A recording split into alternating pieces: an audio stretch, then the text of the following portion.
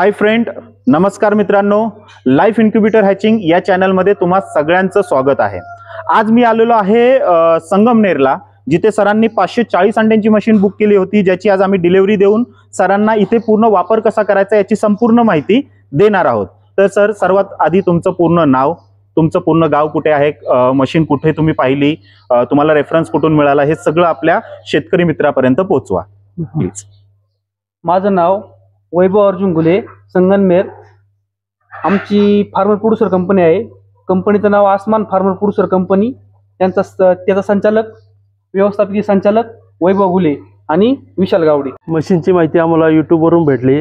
आम्ही बरेचसे व्हिडिओ पाहिले, पण सरांचे व्हिडिओ आम्हाला सुटेबल वाटले आणि आज आम्ही 540 अंड्यांचा हा इन्क्युबेटर आज मागवलेला आहे आणि सरांना आज डिलिव्हरी आपण दिलेली आहे आणि मी आज तुम्हाला पूर्ण वापर कसा करायचा हे सगळं सविस्तर सांगणार आहे. ठीक आहे. तर बघा, आता तुम्ही जी बुक केले ही मेटल बॉडी आणि याच्यामध्ये जे ट्रे आहेत हे ॲल्युमिनियमचे येणार आहात. या पुढे या सर. तर पूर्णतः ॲल्युमिनियमची बॉडी आहे आपली आणि याचे जे ट्रे आहेत ते देखील ॲल्युमिनियमचेच येणार आहेत. आणि हे पूर्ण ऑटोमॅटिक मशीन आहे, म्हणजे तुम्हाला याच्यात मॅन्युअली काही नाही करायचं, फक्त पाणी रिफिल करायचं असतं मॅन्युअली. याच्या व्यतिरिक्त काहीही तुम्हाला दुसरं करायचं नाहीये. तुमचं टेम्परेचर याच्यात ऑटोमॅटिक राहणार आहे, याच्यात तुमची ह्युमिडिटी ऑटोमॅटिक राहणार आहे, टर्निंग तुमचं ऑटोमॅटिक राहणार आहे. सगळ्या गोष्टी ऑटोमॅटिक आहे ज्या गरजेच्या आहे. ओव्हर हिटिंग सुद्धा तुमचं ऑटोमॅटिक आहे, सेन्सरनुसार. एक्स्ट्रा गरमी सुद्धा इन केस कधी झाली वातावरणामुळे किंवा अदर कुठल्याही कारणामुळे, तर ओव्हर हिटिंग सुद्धा तुमची ऑटोमॅटिक याच्यातून बाहेर निघणार आहे. ठीक आहे. आता मला 2-3 गोष्टी हे सांगा की तुम्हाला याच्यातलं बेसिक काय नॉलेज आहे, म्हणजे बाबा अंडी कशी निवडली जाते मशीनमध्ये ठेवायला, किती दिवसाची घेतली जातात, ती कशी असली पाहिजे, याचं काही नॉलेज तुमच्याकडे आहे का? म्हणजे याची काही माहिती आधी तुम्ही घेतली का आहे का तुम्हाला नॉलेज? एवढंच का मशीन मध्ये अंडे ठेवण्यासाठी 35 ते 40 ग्रॅमचं अंड पाहिजे, अशी एवढंच नॉलेज आहे. बाकी आमचं स्टार्टअप आहे. फर्स्ट टाइम म्हणजे युट्यूबला वगैरे कुठेतरी गुगलला वगैरे पाहिलंच असेल. ठीक आहे. अजून याच्या व्यतिरिक्त अजून काय माहिती? माहित नाहीये. अंड किती दिवसाचं घेतलं जातं? अंड ते 5 ते 10 दिवसाचं तरी पाहिजे, नवीनच. बरं, याच्यात मी सुधार करून तुम्हाला सांगतो. अजून याच्या व्यतिरिक्त अजून काय काय? अंड हे थोडं मोठंच पाहिजे, नवीन, म्हणजे तलंग जे आपण म्हणतो छोटं अंड, सुरुवातीचं अंड नको याच्यात. बरं, ठीक आहे. मी सुरुवातीपासून सांगतो.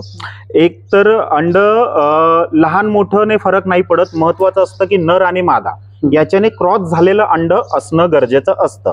तसं नॉर्मली म्हटलं जातं की हॅचिंगसाठी अंड 45, 48, 50 ग्रामच्या वरचं घ्यावं.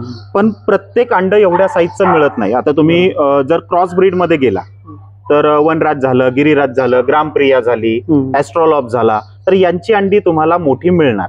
पण प्युअर गावरान जर तुम्ही करताय तर त्याची अंडी तुम्हाला 50 ग्रामच्या वरची मिळू शकत नाही, मिळतच नाही. कारण की नॉर्मली त्याचं अंड तुम्हाला 35 ग्राम ते 50 ग्राम मध्ये संपून जातं. रेअरच अंड तुम्हाला 50 ग्राम पेक्षा वरती मिळेल.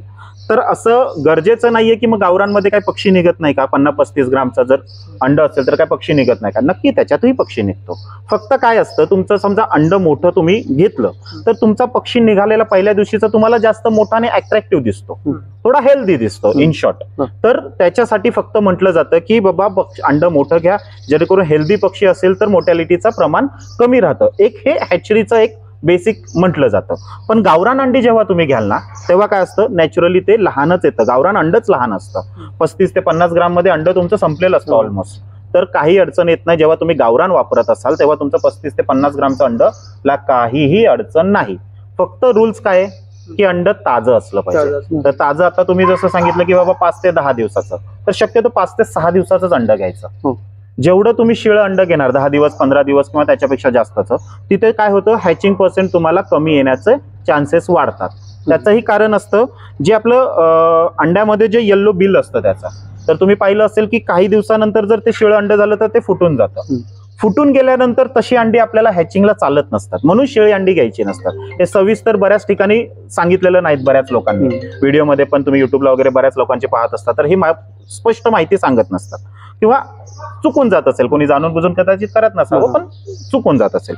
तर त्याच्यामुळे कधीही अंड 5 ते 6 दिवसाचंच घ्यायचं, त्याच्यापेक्षा शिळं अंड नाही घ्यायचं. दुसरं, नर आणि मादाला क्रॉस असणं गरजेचं आहे जेव्हा तुम्ही हॅचिंग करताय, जेव्हा तुम्ही त्या अंड्यांमधून जीव तयार करण्याचा प्रयत्न करताय. ठीक आहे. तर अंड हॅचिंगसाठी घेताना आपल्याला प्रत्येक 10 कोंबड्यांपाठी 2 नर असणं गरजेचं आहे. म्हणजे प्रत्येक 5 कोंबड्यांपाठी 1 नर कंपल्सरी असणं गरजेचं आहे. जास्त असेल चालेल, कमी नाही घ्यायचं, कारण की कमी घेतलं की हॅचिंग पर्सेंट तुमचा कमी निघणार आहे. तर 100 कोंबड्या आहे तर 25 नर पकडायचे, 20 लागतात 25 नर पकडायचे.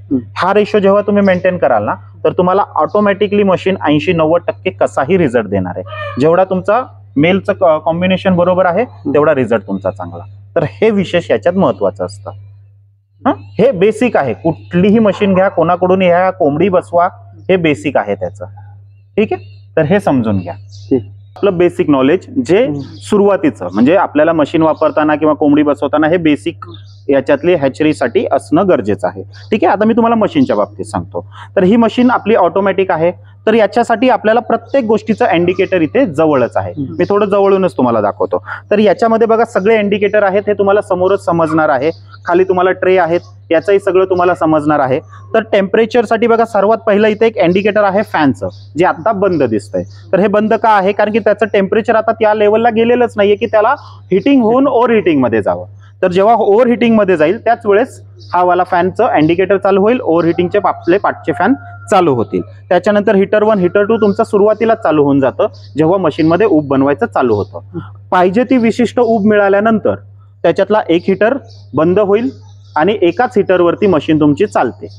ठीक आहे, दुसरा हीटर सहसा गरज पडत नाही. तुम्ही दरवाजा वगैरे उघडला, ऊब बाहेर गेली तरच तुमच्या दुसऱ्या हीटरची गरज पडते, किंवा तुमची लाईट गेलेली असेल तर तशा वेळेस खूप वेळ झाला लाईट होऊन घेऊन एक लेवलच्या खाली टेम्परेचर मशीन मध्ये गेलेला आहे तर तुमचा दुसरा हीटर चालू होईल. ठीक आहे, त्याच्यानंतर अपचं इंडिकेटर चालू होतं जेव्हा तुमचं टर्निंग चालू होतं. जेव्हा अंडी फिरायची चालू होतात तर या इंडिकेटर मध्ये जेव्हा लाईट आली तेव्हा तुमचं टर्निंग जे आहे अंड्यांचं चालू होईल. ठीक आहे, आणि खाली जे आहे एक वेट लिहिलेलं आहे. किती मिनिटाला सर रोटेट होतं तरी अंड ना? अंड दर 2 तासाला 2 मिनिटासाठी फक्त रोटेट होणार. दर 2 तासाला म्हणजे पूर्ण दिवसात 12 वेळा रोटेशन होतं. रोटेशन म्हणजे पूर्ण रोटेशन पूर्ण गोल. तसं 90 डिग्री पासून पुढे कितीही रोटेशन होऊन द्या चालतं. 90 डिग्री अंड रोटेशन होणं गरजेचं आहे. 90 डिग्री पासून 360 डिग्री पर्यंत अंड फिरणं गरजेचं आहे. तुमचं फक्त 90 पण फिरत असेल तरी काही अडचण नाही, कारण की मशीन वेगवेगळ्या प्रकारे बनतात.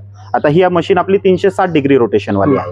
अशा काही मशीन अशा येतात ज्या 90 डिग्री रोटेशनला असतात. एकदा 90 डिग्री अपला जाते, एकदा 90 डिग्री डाऊनला जाते.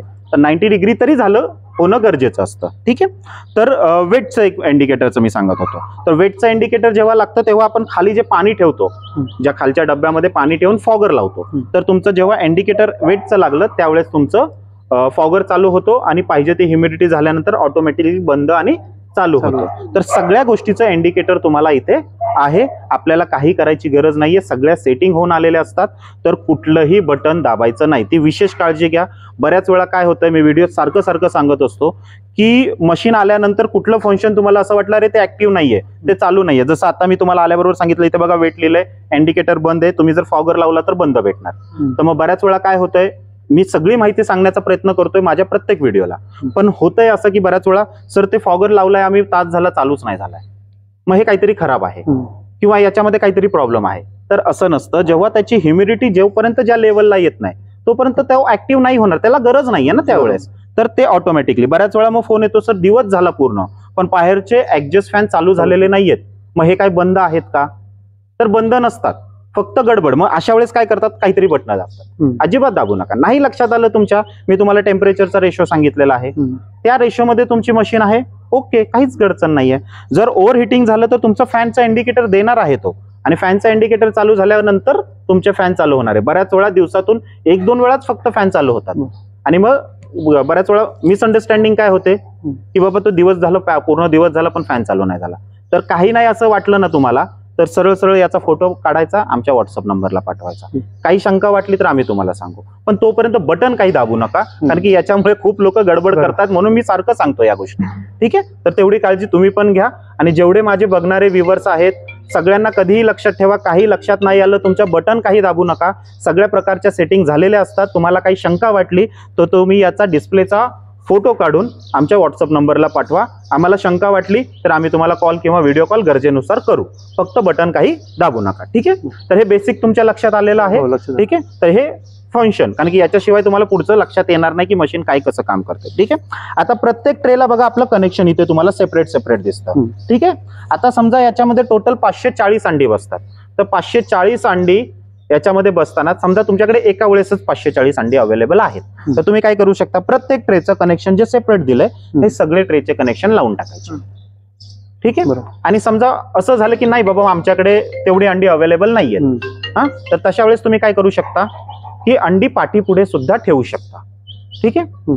एकत्र अंडी असली तर तुम्ही एकत्र ठेवू शकता, एकत्र नाहीये तर त्याच्यामध्ये तुम्ही जशी जशी अंडी तुमच्याकडे अवेलेबल होतील तशी तशी अंडी तुम्ही मशीन मध्ये लावू शकता. प्रत्येक ट्रेचं कनेक्शन सेपरेट दिलंय. आता तुमच्याकडे अंड्यांचं काय नियोजन आहे हे मला सांगा. आमच्याकडे 112 पक्षी आहेत सगळे टोटल. डेलीचे 30 अंडी तर भेटतात. सरासरी 30 अंडी. अंडी. अंडी भेटतात. 30. तर आता तुम्ही 5 ते 6 दिवसापर्यंतचं अंड याच्यामध्ये वापरू शकता. जर 6 दिवसाप्रमाणे आपण मोजले तुमचे 30 अंड्यांना तर 180 अंडी जवळजवळ झाली. तर एका ट्रेला 90 अंडी बसतायत तुमची. तर 1-2 ट्रे तुम्ही आज लावले, पुन्हा 6 दिवसाने दुसरे 2 ट्रे लावले, त्याच्या पुन्हा 6 दिवसानंतर त्याच्या पुढचे 2 ट्रे लावले. असं तुम्ही स्टेप बाय स्टेप दर आठवड्याला एक बॅच लावू शकता. एका वेळेस एवढी अंडी नाही मिळाली तर त्यावेळेस फक्त आपल्याला काय करायचंय की हे कनेक्शन त्या ट्रेला लावायचं.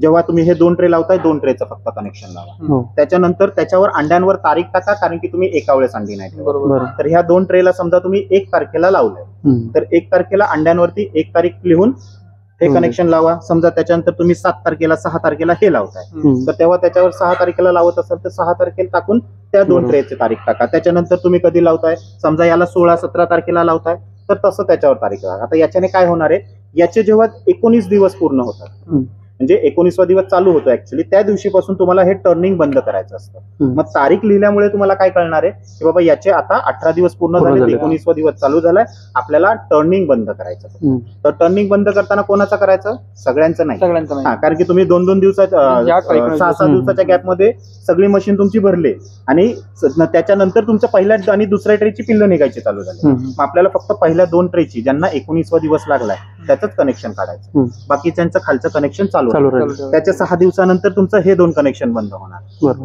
त्याच्यानंतरच्या 2 ट्रेचे, आणि त्याच्यानंतर 6 दिवसानंतर हे मी तुम्हाला आता तुमचं नियोजनानुसार तुम्हाला समजावतो. तर ज्याचं जसं नियोजन आहे त्यानुसार ते करू शकतात. बाबा मी 3 ट्रे एका वेळेस लावले तर 3 ट्रे आता 3 ट्रे त्यांनी दुसऱ्या जी एवढ्या गॅपच्या दिवसाने लावलेत. अंड्यांवर तारीख टाका म्हणजे आपल्याला चूक होत नाही आपली आणि आपल्याला टर्निंग बंद करायचं कळतं. तर नाही अंडी एका वेळेस ताजी एवढी मिळाली तरी आपण स्टेप बाय स्टेप ठेवू शकता. 1-1 ट्रे ठेवा, 2-2 ट्रे ठेवा, 3-3 ट्रे ठेवा, जसं तुमच्याकडे अवेलेबल होतं. पण शिळी अंडी वापरू नका. आणि नर आणि मादाला क्रॉस असलेली गरजेची आहे. आता तुमच्याकडे किती म्हटलं, 112 पक्षी आहेत. त्याच्यात नर मादा किती आहेत? तरी 15 नर आहेत. 15 नर आहेत. हो, ठीक आहे. तर आपल्याला जसं सांगितल्याप्रमाणे प्रत्येक 10 कोंबड्यांपाठी 2 नर असणं गरजेचं आहे. तर मला वाटतं तुम्हाला नर थोडेसे अजून वाढवायला पाहिजे जेणेकरून रिझल्ट तुम्हाला अजून चांगला व्यवस्थित मिळावा. ठीक आहे. आता मुक्त संचार पद्धतीने व्यवस्थित असेल तर बऱ्याच वेळा चालून जातं, पण तरी देखील जो रेशो सांगितलेला आहे ज्या आहे तो असणं गरजेचं आहे. ठेवा जेणेकरून रिझल्टला तुम्हाला अडचण येत नाही. 80 ते 90% रिझल्ट आरामात येतो. हा कमी जास्त होऊ शकतो, डिपेंड अंड्यांच्या क्वालिटीवरती. आणि फ्रीजची अंडी सुद्धा अजिबात वापरायची नाही. ठीक आहे. तर ही झाली मशीनची बेसिक सगळी माहिती. सर्वात खाली जो पाण्याचा भंडा येतं त्याच्यामध्ये ते ठेवून फॉगर चालू करायचा. फॉगरचं कनेक्शन कुठे लावायचं तुम्हाला सांगतो मी. तर सर्वात खाली जो आपला हा डब्बा येईल हा पाण्यासाठी आहे. याच्यामध्ये जवळजवळ 60-70% पाणी आपल्याला ठेवायचं आहे. आणि फॉगर इथेच लावून त्याचं कनेक्शन इथे जो बोर्ड दिलेला आहे, इथे एक व्हाईट कलरचा बोर्ड आहे, त्याच्यामध्ये त्याचं ऍडॅप्टर त्याच्यामध्ये लावायचं आणि याच्यामध्ये पाणी जवळजवळ 60-70% पर्यंत तुम्ही ठेवायचं. पूर्ण भरून नका ठेवा, 60 ते 70% बेस्ट आहे. दुसरं, हे पाण्याचं भांड फक्त इथेच नाही ठेवायचं. बऱ्याच वेळा काय होतं आपण सहज असं सरकून ठेवतो. तर याला एकदम शेवटी जेवढं ते पाठी जातं तेवढं शेवटी नेऊन ठेवायचं जेणेकरून याचे सगळे फंक्शन पाठच्या साईडला आहे. तर फॅन वगैरे सगळं पाठी असल्यामुळे पाठीमागून तो पूर्ण मशीनला शेअर करायला त्याला जास्त सोपं जातं. त्याच्यासाठी पाठी सरकून ठेवायचं जेणेकरून सगळ्या मशीनमध्ये एकसारखी ह्युमिडिटी राहावी, लवकर वाढवावी आणि रिझल्टला काही अडचण येऊ नये. त्याच्यासाठी पाठी सरकून ठेवा हे गरजेचं आहे. हे सगळं विशेषतः उन्हाळ्यात गरज पडते, एरवी गरज पडत नाही. पण उन्हाळ्याचं जे आहे ते आम्ही एरवी नेहमीच करायला सांगतो जेणेकरून कधीच कुठलाही प्रॉब्लेम आपल्याला येऊ नये. ठीक आहे. तर सगळ्या गोष्टी तुमच्या लक्षात आल्या. याच्या व्यतिरिक्त काही नाहीये. अजून काही तुम्हाला प्रश्न असेल तर तुम्ही विचारू शकता. सर, आमचा हा भाग थोडा ग्रामीण एरियात येतोय त्यामुळे लाईटीचे थोडे प्रॉब्लेम राहतात. लाईट गेल्यावरती जास्तीत जास्त किती वेळ चालू शकतात? बघा, याच्यामध्ये समजा लाईट गेली ना तरी एक 5 ते 6 तास पर्यंत काही अडचण येत नाही. फक्त अशा कंडिशन मध्ये फक्त काय करायचं, याचा जो दरवाजा आहे तो उघडायचा नाही अजिबात. की बाबा अंडी गरम आहेत का हे पाहण्यासाठी मशीनचा दरवाजा उघडू नका. याच्यामध्ये आरामात तुमचे 5 ते 6 तास पर्यंत आरामात अंडी गरमच राहतात. त्यामुळे मशीन फक्त उघडू नका, काही अडचण येत नाही जर तुमचं 5-6 तासपर्यंत लाईट नसेल तरी. दुसरी गोष्ट, प्रत्येक इन्व्हर्टरवरती ही मशीन चालते, कारण की हिचा लोड फक्त 380 वॅटचा आहे. इन्व्हर्टर आपले 500 वॅट पासून चालू होतं, त्यामुळे कुठलाही छोटा इन्व्हर्टर असेल तुमची मशीन चालणार आहे. महत्वाचं काय, समजा इन्व्हर्टरवर वापरत असाल तर फक्त इन्व्हर्टरची बॅटरी मोठी घ्या. जेवढे जास्त वॅटची तुम्ही बॅटरी घ्याल तेवढं तुमचा बॅकअप वाढेल. थोडक्यात चालणार तर आहे, पण जेवढी बॅटरी मोठी तेवढं बॅकअपचे तास तुमचे दिवस वाढणार आहेत. त्याच्यासाठी बॅटरी घेताना फक्त मोठी घ्या, जर तसं काही तुमचं गरज पडली पुढे जाऊन तर. ठीक आहे. बाकी 4-5 तास 6 तास पर्यंत काही अडचण नाही. 5 तास तर बिंदास डोळे बंद करून राहा. ठीक आहे, काहीच अडचण येत नाही. फक्त दरवाजा उघडू नका. पण दरवाजा उघडला तुम्ही, लाईट गेली म्हणून अर्ध्या तासातच मग उब गेले, मग तिथेच तुमचं बॅकअप संपलेलं आहे. तर तेवढी काळजी तुम्ही घ्यायची आहे. जर हा व्हिडिओ तुम्हाला आवडत असेल तर व्हिडिओला लाईक करा, चॅनलला सबस्क्राईब करा, बेल आयकॉन दाबायला अजिबात विसरू नका. धन्यवाद. धन्यवाद.